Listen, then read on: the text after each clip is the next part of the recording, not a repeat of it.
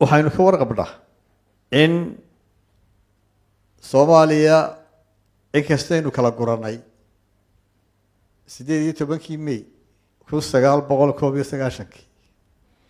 laakiin haddana weli waxba iskaga kiisii jira oo u baahan sidii loo dhammaystiri lahaa kala gurashada waxaa ka mid ah baasaboorradii hore waxaa ka mid ah saamiga xajka waxaa inaga jira furaha telefoonada shirkadaha waaweyn runtii dadaalay weli furahaynu isticmaalnaa waa 252 maamulka hawada ah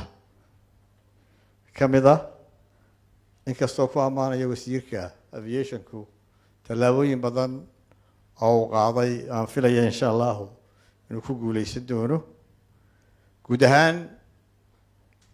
waxaan sheegayaa inagu Soomaaliya dagaal kula ma jiro Soomaali nacayb iyo cuqdadna ma qabno ayaheena ayuu inagoo xor ah ka tashanay